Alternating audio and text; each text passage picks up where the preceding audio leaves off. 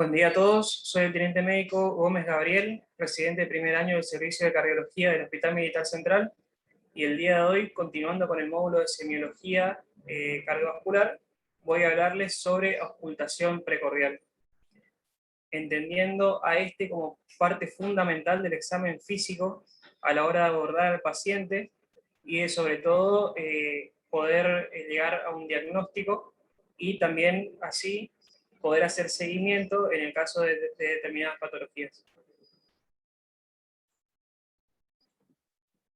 ¿Qué es lo que vamos a investigar o qué es lo que buscamos a la hora de la auscultación? ¿O qué debemos tener en cuenta también a la hora de la auscultación? Sobre todo tener en cuenta el ciclo de la actividad cardíaca, que nos va a ayudar a entender qué es lo que estamos escuchando y cuáles son los tiempos de la actividad cardíaca. También cómo se relaciona la función hemodinámica del corazón con su actividad valvular. A su vez también cuáles son las manifestaciones acústicas que escuchamos, que pueden darse, bueno, en condiciones normales, también como en condiciones patológicas. Escuchar ruidos anómalos o distinguirlos de los que son fisiológicos. Y también entender que estas manifestaciones son parte tanto de la función, o mejor dicho, de la parte del endocardio, de las válvulas, del miocardio y pericardio y los grandes vasos en su conjunto. Para hablar un poco del ciclo cardíaco, podríamos decirle de manera simple que se divide en dos fases. Tenemos la sístole, que es el periodo de contracción, que en este caso nos referimos a la sístole ventricular, en el cual vamos a tener contracción del ventrículo, que va a comenzar al momento de cerrarse las válvulas aurículo-ventriculares, tanto mitral como tricuspidia, que esto va a generar aumento de la presión dentro de estos ventrículos, con posterior eyección de la sangre. Seguido de esta tenemos la diástole, que es sería la relajación del ventrículo, el cual va a comenzar posterior al cierre de las válvulas sigmoideas, tanto aórtica como aórtica, en el cual se va a producir una relajación de los ventrículos con posterior retorno al ciclo. Esto es hablando de manera simple. Después, complejizando un poco más el tema, como hablamos de ciclo, entendemos que es algo cíclico, en el cual, si bien no hay un lugar específico donde comenzar, podemos tomar ciertas convenciones, como lo vemos en este gráfico, en el cual tenemos en una columna la presión ventricular izquierda y por otro lado el volumen ventricular. Voy a ir señalando con el puntero, comenzando con la válvula mitral o la apertura de la válvula mitral, el cual se va a producir posteriormente el llenado del ventrículo con posterior cierre de la misma válvula. Una vez que se cierra, comienzan a aumentar las presiones de este ventrículo y se va a generar la apertura de la válvula aórtica con la posterior eyección de la sangre hacia la aorta y posterior cierre de esta misma válvula con caída de la presión y reinicio del nuevo ciclo.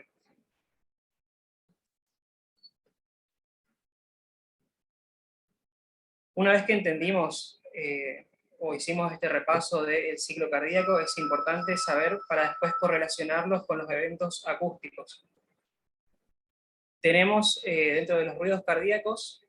el primer ruido, que corresponde al cierre de las válvulas auriculoventriculares, tanto mitral como tricuspidia, que en el caso del primer ruido va a ser un ruido de tonalidad baja, de timbre suave y va a ser de más larga duración. Después tenemos el segundo ruido, el cual corresponde al cierre de las válvulas sigmoideas, que en este caso la tonalidad va a ser un poco más aguda y en cuanto a duración va a ser más corto. Entre estos dos ruidos tenemos dos silencios. Tenemos un pequeño silencio que se va a producir entre el primer y segundo ruido, que va a corresponder al periodo de la sístole, y un gran silencio el cual inicia a partir del segundo ruido hasta comenzar nuevamente con el primer ruido, el cual va a corresponder al periodo de la diástole, por eso llamado también gran silencio, porque en duración es más que el pequeño silencio. También podemos tener un tercer ruido que puede considerarse fisiológico, que corresponde al periodo final del llenado ventricular rápido, en el cual va a haber una distensión brusca del mismo, generando este ruido, que no va a ser, digamos, patológico, sino que se va a considerar dentro de lo normal. Podemos tener también un cuarto ruido, que va a corresponder a la contracción de la aurícula. También tenemos otros dos ruidos, que son el clic sistólico, que va a corresponder a la apertura de las válvulas sigmoides, y un chasquido de apertura que corresponde a la apertura de válvulas auriculoventriculares. Tanto el cuarto ruido como el clic sistólico y el chasquido de apertura se consideran patológicos. Nunca lo vamos a ocultar en condiciones normales o fisiológicas. Bueno, dentro de este cuadro vamos a correlacionar un poco lo que es el ciclo cardíaco con las manifestaciones acústicas, o en este caso los ruidos. Si pueden seguir mi puntero, podemos localizarnos primeramente en el cierre de la válvula auriculoventricular, el cual va a corresponder al primer ruido. Siguiéndole a esta, vamos a tener el periodo de la sístole, que va a comunicar al primer ruido con el consiguiente segundo ruido, que va a corresponder al cierre de las válvulas sigmoides, tanto pulmonar como aórtica.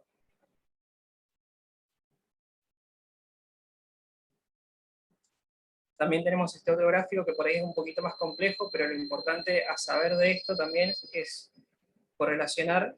que tenemos el cierre de las válvulas auriculoventriculares,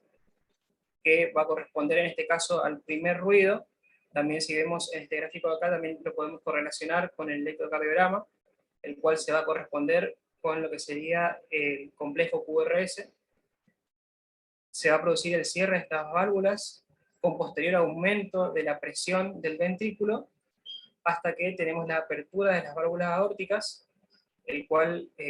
posteriormente se genera la eyección de la sangre hacia la aorta. Tenemos el periodo de expulsión, y nuevamente disminución de la presión del ventrículo con cierre de válvula aórtica, y bueno, en su contraparte pulmonar, las válvulas pulmonar, generando en este caso el segundo ruido. Pero también, como hablamos anteriormente, de que podría haber un tercer ruido que se oculta en condiciones fisiológicas, si vemos en este gráfico, el periodo de la diástole se divide en tres fases, el cual tenemos un periodo de llenado rápido, un periodo llamado diástasis, en el cual, digamos, el llenado no es tan rápido, y como último tenemos el periodo de la sístole auricular, el cual lo denominamos también la patada auricular, que se va a corresponder a la contracción de la aurícula para completar el llenado del ventrículo. Como dijimos que el tercer ruido correspondía a la contracción brusca del ventrículo, lo vamos a encontrar justamente en la primera fase de la sístole, perdón, de la diástole.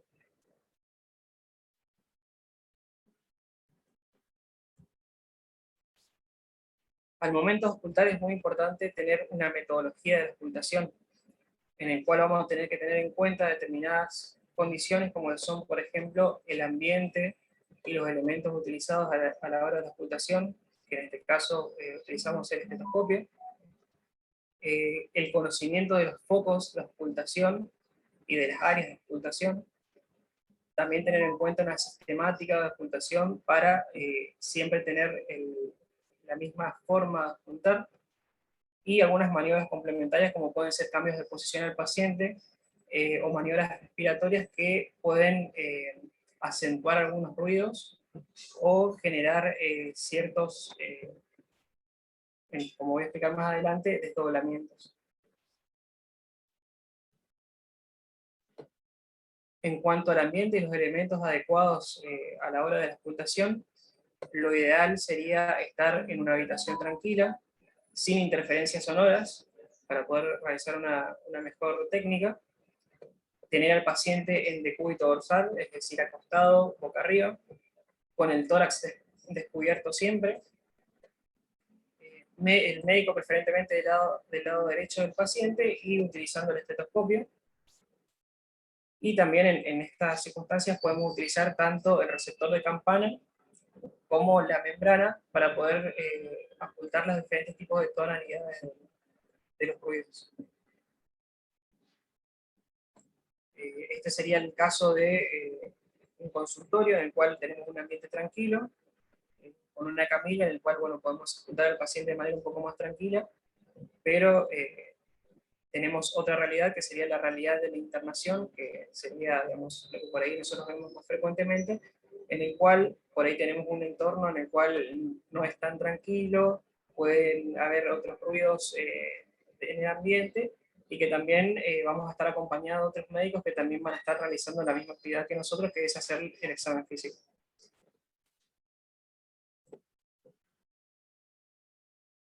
Hablando un poco sobre los focos y áreas de ocultación, tenemos 4 focos que son los convencionales, que son los siguientes. Tenemos el foco aórtico, que se va a encontrar en el segundo espacio intercostal derecho, que a su vez vamos a tener un foco accesorio, que va a estar a nivel del tercer espacio intercostal parasternal izquierdo. Después tenemos un foco pulmonar, que se va a encontrar a la misma altura, pero del otro lado, es decir, en el segundo espacio intercostal, en la zona parasternal izquierda. Después tenemos un foco mitral, que va a estar en la zona del choque de punta,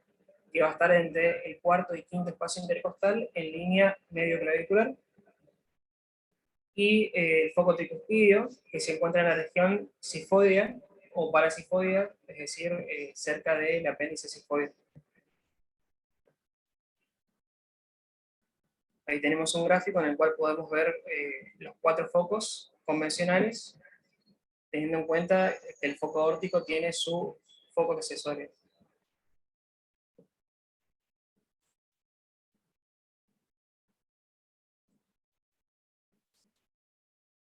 Hay que tener en cuenta también que no todos los pacientes son iguales, no todos tienen la misma conformación física o el mismo biotipo. Entonces podemos encontrarnos en estos casos con pacientes que son longilíneos, otros que son brevilíneos, o también en algunas circunstancias ya hablando patológicas en el cual podemos tener un corazón más agrandado. En todas estas circunstancias, por ahí no siempre vamos a tener en cuenta los 4 focos principales. Entonces podremos hablar de áreas de ocultación, que serían los correspondientes a estos 4 focos que mencioné anteriormente, pero abarcando una superficie o un área un poco más extendida. Entonces, si nos guiamos por el gráfico, vemos que tenemos un área que se va a considerar aórtica, que es la que se ve acá, un área pulmonar, y área ventricular izquierda, y así sucesivamente, teniendo en cuenta las diferentes cavidades del corazón.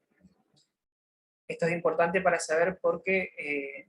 en determinadas circunstancias por ahí no llegamos a ocultar el ruido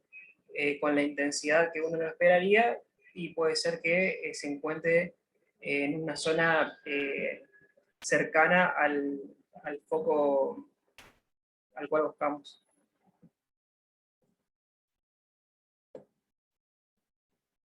En cuanto a la sistemática de la ocultación, saber que no hay una forma preestablecida o una forma mejor de ocultar, es decir, no es que comienza por un foco fijo y de ahí se genera un cierto patrón, sino que cada uno, ajustado a sus circunstancias, a su situación, o si se quiere también a su experiencia, puede ir generando su propia sistemática.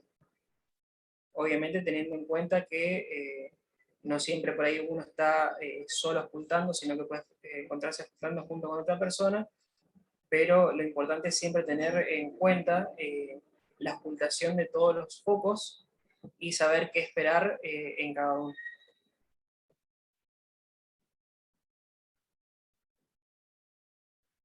Bueno, ¿qué podemos encontrar a la hora de la auscultación? Podemos encontrarnos con ruidos que sean normales, que tengan o no las variantes fisiológicas, como mencioné anteriormente, el tercer ruido que puede darse en condiciones fisiológicas, o encontrarnos con una auscultación que sea anormal, en el cual pueden presentarse modificaciones en las características de estos ruidos, o también pueden encontrarse otros ruidos, como pueden ser ruidos agregados, soplos o también frotes.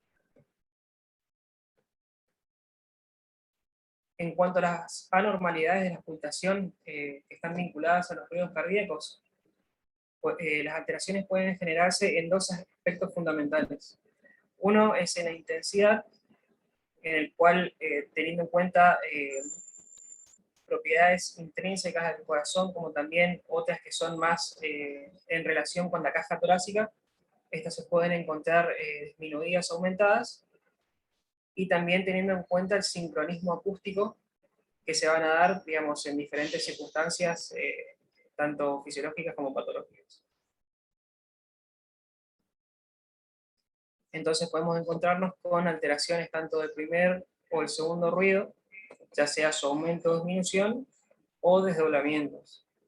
También podemos encontrarnos con ruidos a tres tiempos, o también ritmo a cuatro tiempos.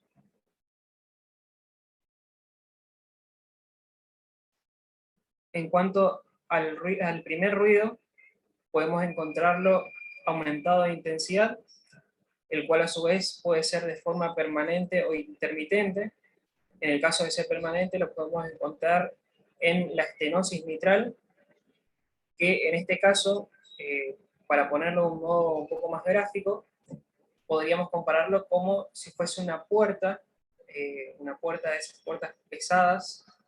el cual al cerrarse generan más ruido, y a su vez pensar también que en la estrechez mitral, o en la estenosis mitral mejor dicho, como tenemos una válvula que se encuentra calcificada, a su vez el ventrículo tiene que generar más fuerza para producir su cierre. Entonces, al producirse el cierre, eso genera un aumento del ruido que escuchamos. Después tenemos otras condiciones en las cuales son intermitentes, como lo pueden ser, por ejemplo, en un bloqueo auriculoventricular completo, que al tener una asincronía de la sístole auricular y ventricular, eso va a generar, digamos, que el cierre de la válvula no sea, digamos, de la forma más correcta, y por lo tanto no genera la misma sonoridad, y genera el aumento de este mismo. Y también tenemos circunstancias en el cual puede ser variable, que por ejemplo tenemos la fibrilación auricular,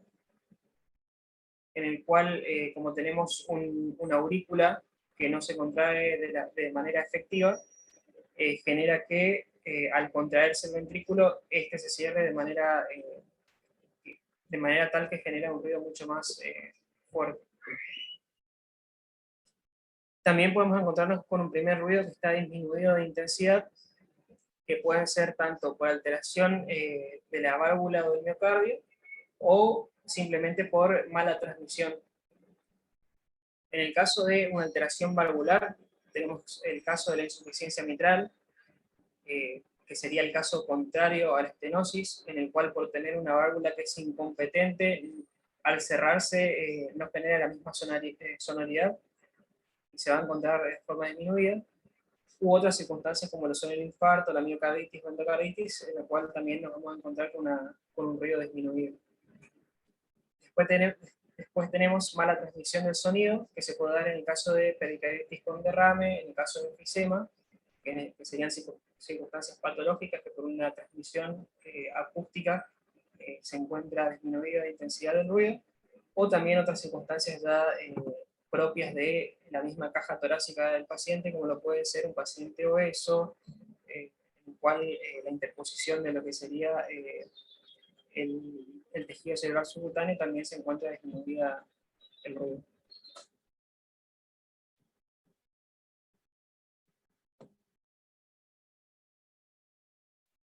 Después nos podemos encontrar con desdoblamiento del primer ruido,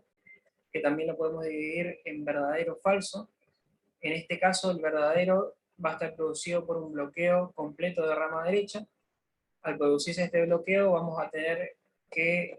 se va a generar primeramente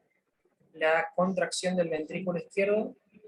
con cierre en primera instancia de la válvula mitral y posterior contracción del ventrículo derecho con posterior cierre de la válvula tricuspida, lo que genera que se oculte el ruido desdoblado. Y después tenemos un desdoblamiento falso, que en este caso sería el primer ruido asociado a un ruido patológico, como lo puede ser el clic sistólico, que lo habíamos mencionado anteriormente, o un cuarto ruido.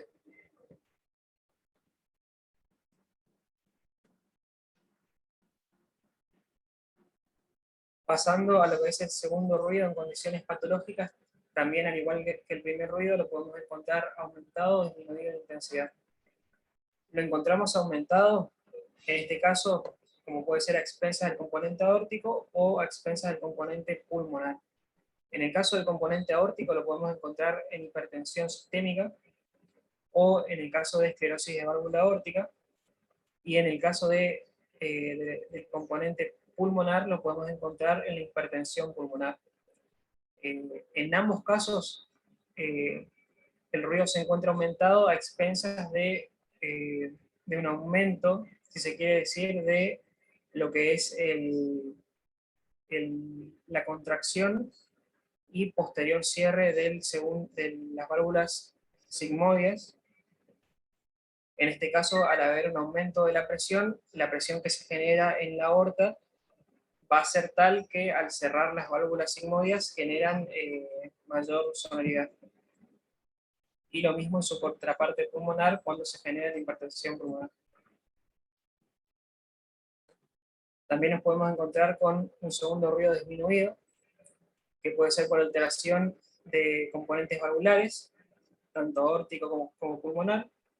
que en este caso se pueden dar, por ejemplo, en estenosis aórtica grave o insuficiencia aórtica grave.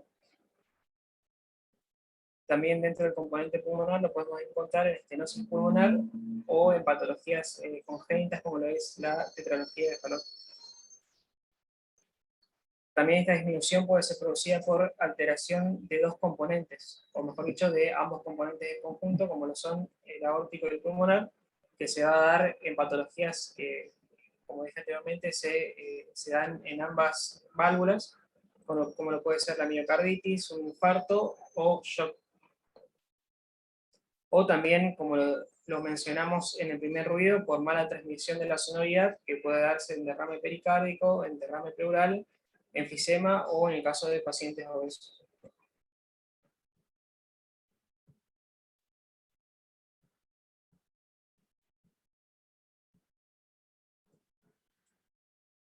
También en el segundo ruido nos podemos encontrar con desdoblamientos, el cual también pueden ser verdaderos o falsos, y como particularidad, y sobre todo a la hora del examen físico y de la auscultación, vamos a tener que el desdoblamiento del segundo ruido, cuando es verdadero, se lo oculta en foco pulmonar únicamente, y no así en foco apexiano. Y por el contrario, el que es falso lo vamos a ocultar en este mismo. En el caso del desdoblamiento del segundo ruido verdadero, podemos encontrarnos que sea variable, fijo o paradójico. Que sea variable significa que se va a acentuar con la expiración y se van a dar en casos como, por ejemplo, en el bloqueo completo de rama derecha, en la estenosis pulmonar, en insuficiencia mitral o en comunicaciones interventriculares. En el caso de ser fijo, no se va a modificar con la expiración, que puede darse en la comunicación interauricular. Y en el caso paradójico tenemos que, por el contrario, acentuarse con la inspiración, va a disminuir, que se da en el bloqueo completo de rama izquierda.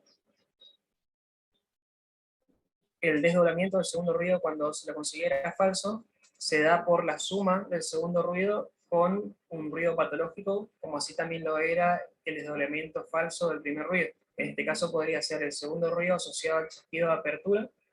o un segundo ruido asociado a tercer ruido, que en este caso puede considerarse un tercer ruido tanto fisiológico como un tercer ruido patológico.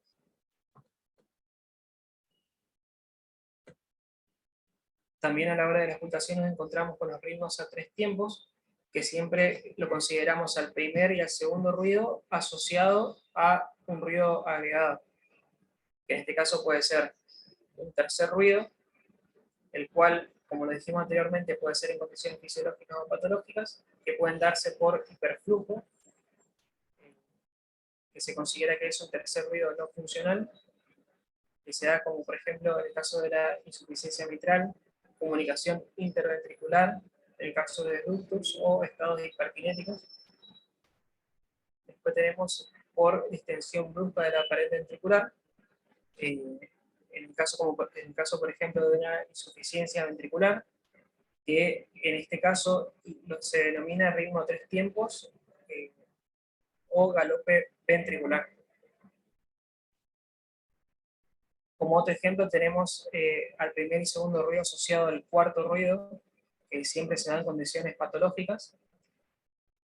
que se da en el caso de contracción auricular.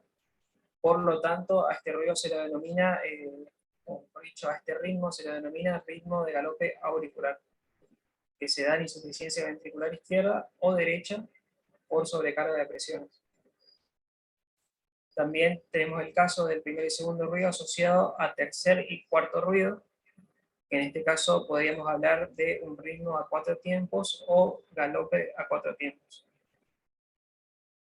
Después tenemos al primer y segundo ruido asociado a un tercer ruido, el cual se puede dar por llenado ventricular brusco con muy poca extensibilidad, que se da en el caso de las pericarditis constrictivas calcificadas.